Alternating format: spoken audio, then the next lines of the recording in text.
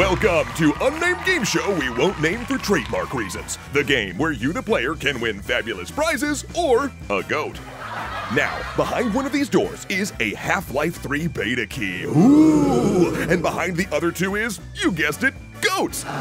So, pick a door, any door, and what's behind it is your prize. Okay, since I can't actually hear you because this is a gag in a YouTube video, I'm going to assume that you picked door number 1! But before we show you your fate, I'm also going to reveal what was behind door number 3. It's a goat! Getting nervous? Well, I'll let you switch to door number 2 if you'd like. Go ahead, take a moment. What's the right move? Well, if you're talking about shaving, the correct answer will always be a Henson razor, but more on that after the episode. Ready to have your mind blown? You should always switch. But why, and how that's relevant to video games, we'll get to in a moment, because that little exaggerated example up top was the famous Monty Hall problem, a brain teaser loosely based on the game show Let's Make a Deal, which Monty originally hosted. And now that I've finished with my very poor impersonation of that, I'll explain the problem a little more robustly. Imagine a game where players are offered to pick between 3 doors. One of them has a good prize behind it, and the other 2 have duds. When a player picks a door, the game, knowing what's behind all 3 doors, immediately opens one of the other doors they didn't pick to reveal a dud, and then the game asks if the player wants to change their choice. In this situation, the game always reveals a dud, and there's no attempt by the game to trick the player. So, what should the player do? Setting aside the fact we kind of already spoiled that one, most people's immediate gut answer is probably something like, well, it doesn't really matter because I got a 50-50 chance either way. And that was certainly my answer at first, but it's actually incorrect. The truth is, the player should always switch doors. Why is this, you ask? Well, there's actually a lot of ways of looking at this, so let's run through them.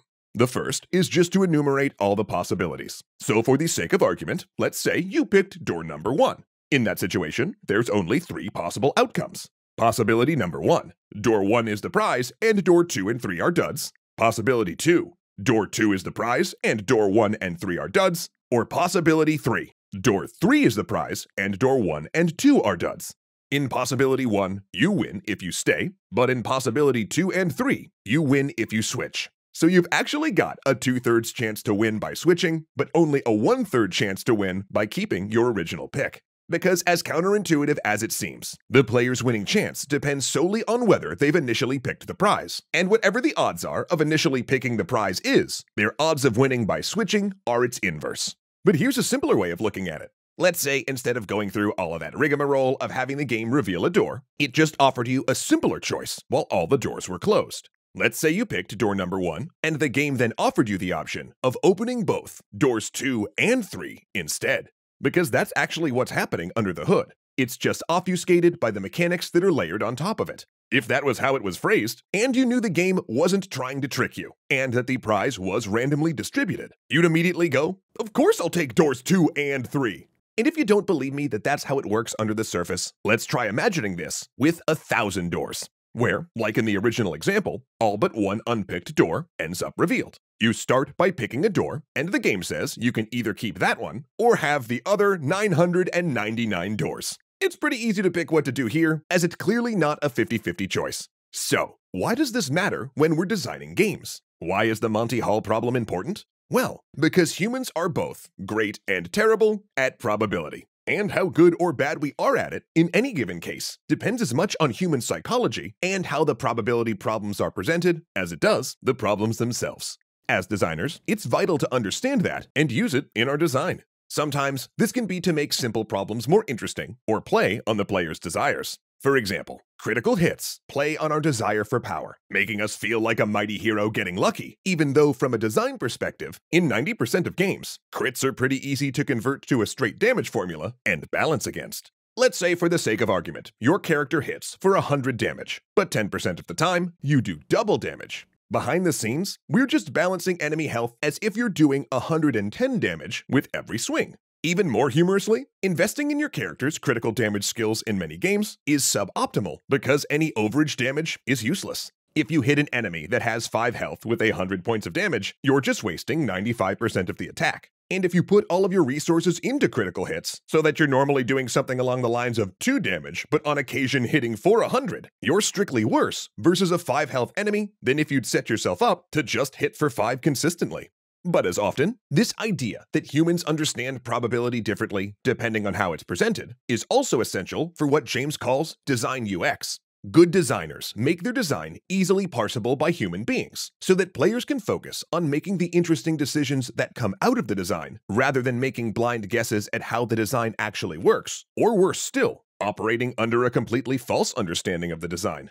Now, that doesn't always mean you want to make your design as straightforward as possible. After all, game shows that use things like the Monty Hall problem are much more exciting for everyone because no one knows the right decision to make in the moment. And so making the decision to switch or not feels full of peril. So it's important to realize where the engagement comes from in your design, and only make your design deceptive or obtuse when the suspense of a blind guess is more thrilling than trying to make the most rational choice. In the Monty Hall example, the engagement comes from wrestling with how to make the best decision, so that decision is abstracted and made more complicated. However, we know that in many games, probability estimates aren't really where the fun comes in. They're just there to make larger systems work, leading us right back to the idea of understanding the psychology of your players as they approach a probability problem in your game. Because when we Monty Hall it up, it's not the probability problem itself that's engaging, it's how it makes you feel. Is it supposed to make you feel nervous? You could lose everything by picking the wrong door. Is it supposed to make you feel hopeful? Okay, the situation looks dire, but if you can just win this coin flip, maybe you've got a chance. Is it supposed to make you feel powerful by giving you the possibility of high rolling all the way? Booyah! Natural 20!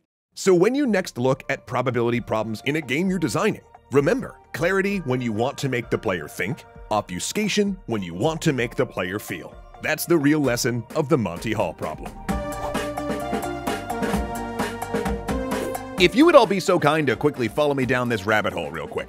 Picture yourself trying to kill a few minutes in a waiting room. So you pull out your phone or laptop and open up Solitaire. Now, in that moment, do you start to feel like Captain Kirk?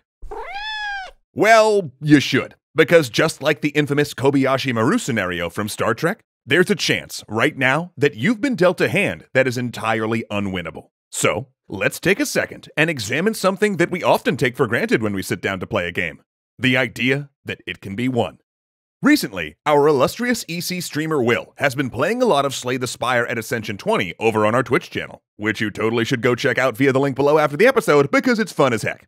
And he's been musing a fair bit over the way that the game makes itself harder, and whether or not all of those increases in difficulty make some runs of the game unwinnable. Is it possible that from before you begin your first fight, you're doomed to failure? And if so, does that make the game any less worth playing?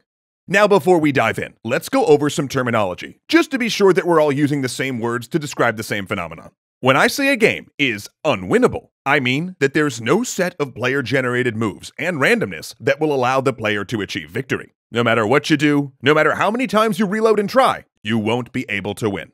It's pretty easy to establish you can end up in an unwinnable state in the middle of a game of Solitaire or Spire, and we can also work backwards from there to show that it's possible no matter what set of moves you make, that you'll end up in a similar or even identical position and be doomed. In the case of Solitaire, the randomness is locked in once you shuffle and deal the tableau of cards onto the table. And from the very beginning of any Hand of Klondike, the most popular form of Solitaire in the US and Canada, there's a 21% chance that the game isn't winnable. No matter what series of moves you make, you can't fulfill the victory conditions by placing all the cards in rank order in their suited piles. And Slay the Spire is actually kind of the same. Though it's harder to see in Spire, every possible move is determined before you start. This is also, of course, a problem unique to randomly generated games, because if we could test each and every seed or position during the design process, it would be possible to eliminate this fear entirely. But that's never really going to happen, because the very strength of randomly generated content is that it lets designers gain an extraordinary amount of possibilities without doing a ton of manually checked work. So with all that said, is this the problem that even needs to be solved? Is the possibility of us not being able to win really ruining our enjoyment of games that rely on randomness to generate a scenario for us to play through? Well, I don't think so. Though to be fair, I don't know if that's the right question that I just asked myself. Because games with no-win situations, like Solitaire, are enjoyed by a ton of people, some of whom might not even know that unwinnable deals even exist. So, rather than debate the validity of doomed scenarios in games, I think it would be much more interesting to take a look at the different ways we as players can approach this kind of loss. And we're going to do that by boldly going back to a place we visited before the intro. Because one possible philosophy that is applicable here is given to us by Captain Kirk, and another one by Captain Jean-Luc Picard. Kirk rejects the notion that there's such thing as a no-win scenario. Therefore, when running the Starfleet test simulation, the Kobayashi Maru, where he's forced into choosing to go on a rescue mission designed for him to have no winnable outcome, he simply hacks the test and changes his situation for the better, in order to fit and to prove his outlook is correct. But looking past whether or not you think that might be cheating, does this outlook really teach us anything? If our approach to losing is changing the conditions of the game or the test, do we really learn anything from our struggle? Sure, we accomplish something that looks like a win, but then we're no longer playing the same game that we were when we started. Plus, if Kirk had been in that scenario IRL, his crew and all the folks he was trying to rescue would have been super dead. A different outlook is one outlined by Jean-Luc Picard in the Next Generation episode Peak Performance. Lieutenant Commander Data, an android, begins to doubt his abilities following a loss in a strategy game to a much more experienced player. When Captain Picard tells Data, "It is possible to commit no mistakes and still lose. That is not a weakness, that is life." What he's saying here is that we need to be able to accept that some challenges are beyond our reach, and that losing to them doesn't define us. What matters is that we've tested ourselves against the challenge, and as long as we've learned something from that loss, it isn't a wasted experience. Okay, but fun Star Trek examples aside, in both games and life, we're going to encounter situations where we just can't win. In games, you have the option to step away, to restart and try again from a fresh save if you need to. If you stick with a no-win scenario, however, you might learn something about yourself that you can use in your life. You can begin to understand what happens when you're confronted with something that's out of your control. Because in life, sometimes you're going to lose, no matter what you do, no matter how hard you try. And while sometimes it's not fair, you can't let that define you. So that ability to predict how we'll feel, how we'll react to those situations, should be the real lesson that we're after when we take on challenges that we know can't be won. Thanks for indulging us in this little roundabout discussion to get to a sort of life lesson. That was fun. But what do you think about no-win scenarios? Is their existence in games a hindrance, an opportunity for personal reflection, or something else entirely? Let us know in the comments section below. Oh, and one last thing. If you're interested in talking more about Spire, winnable games, or learning from failure, then may I suggest you go over and engage with us over on Twitch. And be sure to tell Will, Darmok and Jalad are most certainly at Tanagra. Save scumming, as it's commonly known, is the practice of saving just before making a risky move in a game, and then reloading it until either the RNG gods are forever in your favor, or you know all of the information that was supposed to be hidden, like exactly where the enemies are, for instance, in order to get the perfect result. Some players decry it, while other players say it's inevitable and embrace it. But the real question is, how do we design around it? As designers, one of our goals is always to make our games engaging. And you know what's not engaging? Reloading your game 10 times and doing the same move over and over and over again until you happen to get a critical hit. And yet, if that's the optimum play pattern, especially if there's things at stake like character permadeath, hitting some achievement, or unlocking some new powers or equipment, players are going to feel like they have to do it. And those that refuse to play the save and reload game are going to feel punished for not doing so. But before we talk about how to design around this behavior, we should discuss the question that rages on fan forums everywhere. Is this behavior cheating? As a designer, James kinda doesn't believe in the concept of cheating in single-player games, and I'm right there with him. You're playing a single-player game for you. So in that case, play them any way you find satisfying. Now, does saving and reloading all the time go against the designer's intent? I mean, yeah, maybe. But you also don't have to read a book in the exact way the author intended for you to get the most out of it. So doing away with the idea that save scumming is inherently bad or makes you a bad person for doing it, we're going to focus on how to keep your game engaging if it encourages that type of behavior. But what type of games do encourage this type of behavior? Well, we've already touched on it a bit, but really, it's any game that has all of the following to some degree. Randomness or hidden information, which makes it possible to change the outcome of an action if you reload your save. An incentive to reload your save, such as better rewards or better clear times. And it needs to be the sort of game where you can realistically anticipate and save before events you might want to try over and over again. And if your game has all three of those things, there's still one last ingredient it's going to need to create an environment where players will reload over and over again in search of the best result. A generous save system. Getting rid of any of the other parts will eliminate save scumming as a player behavior, but if you want all of those other component parts in your game, namely randomness and reward for optimal performance, then the easiest way to keep players from save scumming is restricting when they can save, and relying on a robust and frequent autosave system and not allowing players to save freely can cure your game of save scumming and is a good start. However, restricting where players can save leads to other problems, especially in strategy games where this most frequently comes up. Because no one wants to play 20 minutes of a game, much less 3 hours of one, only to find out that they lost due to a move somewhere in the middle of that time. And now they have to start all over again. Which means, if your game only saves between missions or battles, and your battles run long, you're setting your players up for frustration. This can be alleviated by essentially having restore points in your save system, where your game autosaves every move, as well as whenever the player exits the game, but also holds on to a library of saves that are visible to the player that are just far enough apart to discourage reloading.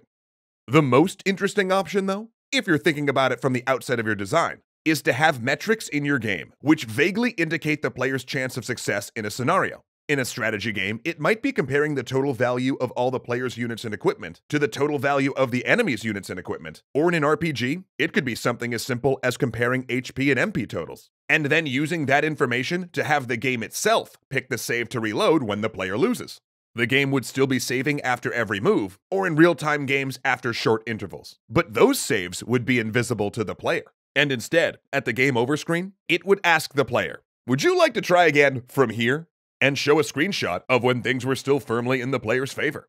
This takes saving and reloading out of the player's hands, but still gives them a non-frustrating place to restart from. Hey, but what if you don't care? That's right, what if you are 100% on board with save scumming, and everything that entails? Well then, there's a different sort of design you have to do. You have to think about your game holistically to make this process enjoyable. For instance, you could do something small and cheeky, like what Undertale did by changing the dialogue of characters if you reload a save in order to change the outcome of an event.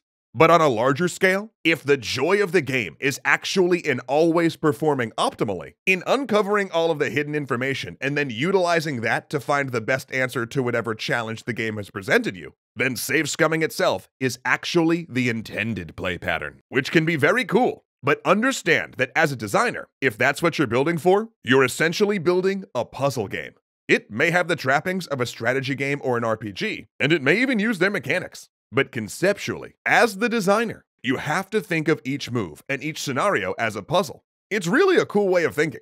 I mean, for an example of this, just take a look at all of the awesome puzzle modes digital card games have presented us. I mean, that's essentially auto-save scumming right there, because there's usually a save state of a single turn that reloads if you don't win. So is save scumming bad? I don't know. Is broccoli bad? I mean, they're both kind of personal choices, but what we're saying here is if unplanned for, the type of design that can lead to save scumming can create an erroneous task that every player feels like they have to do and can really drag down the pace of your game. But like most other elements of design, if you know your game encourages this behavior, you can just think around it and make it as positive for the player as possible. Actually, Zoe, I think I can do that last line better. Let's take it back. And make it as positive for the player as possible. No, that was game showy. Okay, hold on. Reload. And make it as badass for the player as possible. What am I, in a biker gang? Hold on. Rewind. Do it again. Y hazlo lo más positivo posible para el jugador. Ugh, that might have been better if I actually spoke Spanish. Thanks for nothing, Google Translate. One more time. We got this. And make it as positive for the player as possible. Nailed it! Zoe, show me the score. All right, I mean, it's the internet, so I guess that's an S ranking?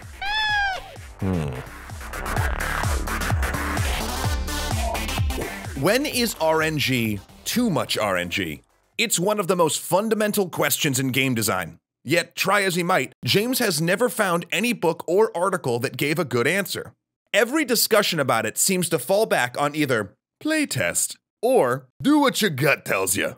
And while playtesting is always a good idea, As we start to formalize game design, we can't just have that be the default answer for everything we don't know. So today, we're going to pretentiously present Portnow's postulate. The simplest version of it reads, player frustration with RNG equals time lost multiplied by the percentage chance of losing that time. At the highest level, this formula can serve as a simple gut check, a better way to think about what your intuition as a designer is telling you. And while you could go into infinite depth to find the exact numbers for these variables, and if you're working on a $200 million project, it's probably worth a few hours trying to nail these down. But most of the designers I know are looking for a more quick and dirty system that will give them a loose way to compare games and see if theirs has a higher than average RNG frustration cost. Small side note, when using quick and dirty exercises like this, it means you're usually going to have to just make an educated guess about how much time is lost by losing a game due to RNG, and then throw in an approximation for how often RNG causes losses. This is always going to be inaccurate, but it forces you to do something perhaps even more important than run the formula itself. To think about the real-time costs of losing your game. So, with all that said, let's take a look at 3 games through the lens of this method: Slay the Spire, Hearthstone, and Roulette.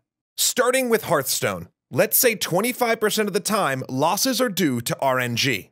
And let's say that Hearthstone games are about 10 minutes long. This gives us a player frustration number of 2.5.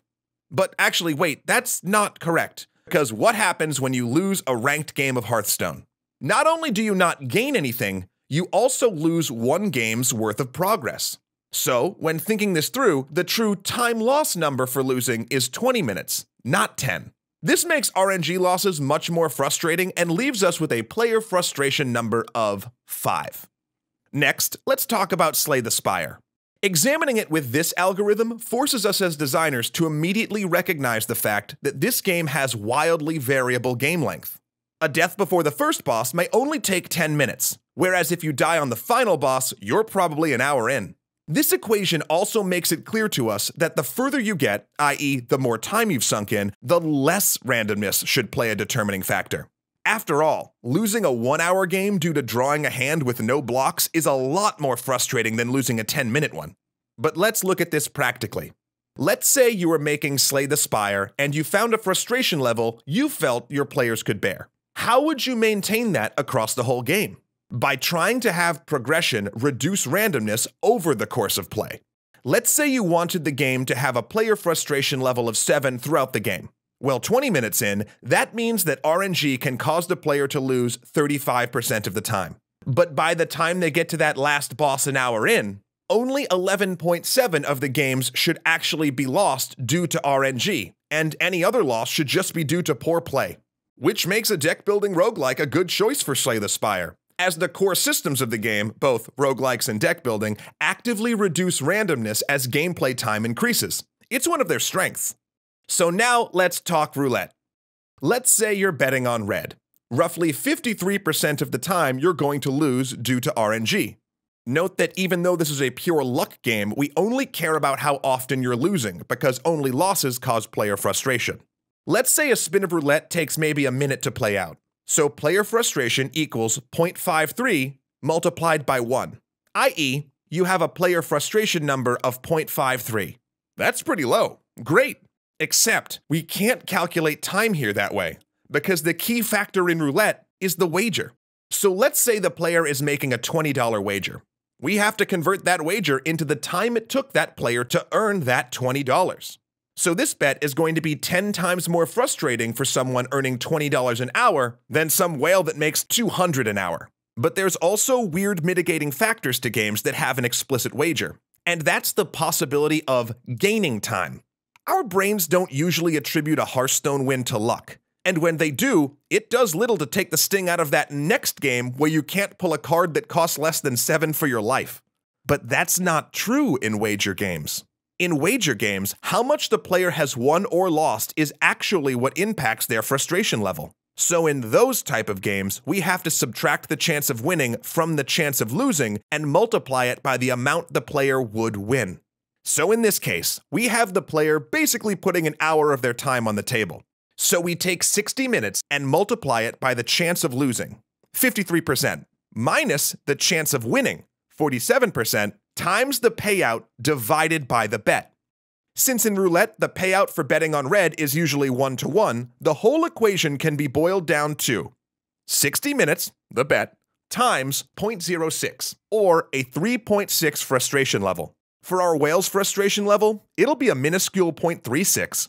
I bring this up because it has interesting implications for microtransaction games. Let's jump back to Hearthstone. An arena run has radically variable time costs for players based on how they perceive 150 gold. Here, there are basically 3 types of players. The first type is the player who is mostly focused on the constructed game, so they just earn gold as they play and occasionally use it for an arena run. To these players, the time cost on losing an arena run is barely more than the time they put into the arena itself. They'll find losses due to RNG in arena the least frustrating. Then there's the players who pay $1.99 in real money for an arena run. To them, the additional time cost is whatever it takes to earn around $2. So for our person earning $20 an hour, that's an additional 6 minutes of time invest, whereas for someone earning $10 an hour, it's an additional 12 minutes. The frustration level here will be higher, but not as high as the next category, the grinder. This is the player who only wants to play arena, but either for cost reasons or, as a point of pride, won't put in real money. Instead, they earn the currency required to do their arena run through playing parts of the game they might not necessarily like. For these players, every minute they do this is a minute you have to add to your time lost calculation. Of course, it's mitigated by the gold they earn back at the end of a run, but these players tend to be the ones that have the highest level of frustration due to RNG. And in many microtransaction games, they're going to be the majority of your players. So as a designer, you always have to keep this in mind. Most importantly though, none of this is to say that you shouldn't use randomness. Playing around the RNG, thinking of how to control the RNG and tip it in your favor, can be one of the most interesting strategic elements a designer can present a player. Also, none of this is absolute. None of it will tell you how much frustration your players can actually take. Different genres have different player expectations for frustration, and player frustration tolerance can be influenced by all the non-RNG aspects of your game. Portnow's postulate is just a lens for looking at your decisions. It can help you think around the problems and realize the levers that you, as a designer, have to play with. Because in the end, RNG isn't bad. It just has to be used well. After all, a situation being hopeless is a lot less engaging than a situation being a long shot. Of course, there are certain things you never want to leave to chance, right? Like the narration voice you adjust to better match your old YouTube videos, Or the razor that you want to shave with. I don't have to tell you that buying razors these days kind of sucks, right? Because the big companies that make the quadruple-bladed, moisture strip-coated, gimmick-infused nonsense cartridges are just doing so they can jack up the price of the thing they know you're gonna have to buy over and over and over again. Fun! Capitalism for the win or whatever. But let's look beyond all that nonsense and look more toward what the real goal of shaving is. Sure, to remove unwanted hair, that's a given, but I would posit it's also to not wreck your skin while doing it. Just nicks and cuts and toilet paper and blah. But thanks to Henson Shaving, that is a fear of the past, because they've taken their expertise at designing precision things for stuff like the Mars rover and the ISS and turned it towards making my weekly shaving routine more healthy and precise than ever, and in turn, helping me avoid vampires. They're not going for it anymore. Just get out of here. Henson has crafted a precision-engineered safety razor designed to hold the blade at exactly the optimal angle of 30 degrees from your skin. Combine that with how securely the blade is held with no wobble, and how minimally the blade is exposed, and it truly takes the guesswork out of getting a super close shave. Plus, since the replacement blades are only 10 cents each, you end up saving so much money in the long term. Seriously, I'm still going through the box I got from Henson last time we did a read for them, and I'm only like halfway through. It's crazy. They last forever. Not really forever. You get a long time. They last a long, long time. And actually, Zoe just told me that right now we can shave a little extra off for you. Because if you go to the link below, then throw one of their handles in a cool color plus 100 blades into your cart, do you know what happens, Ozo? If they use the code extra credits at checkout, those 100 blades, the cost of them goes down to zero. Zero! That means they got 100 blades, like a year's worth of shaving blades, absolutely free. It's crazy, I know. So for a skin-friendly shave, click right here, and then once you're feeling smooth, slide on over to our next video here. I gotta tell ya, Kuyakoi, Joseph Blame, Izzy Coin, Hunter Z, Fox Doc, Dominic Valenciana, Arclight Games, and Angelo Valenciana are just the best legendary patrons.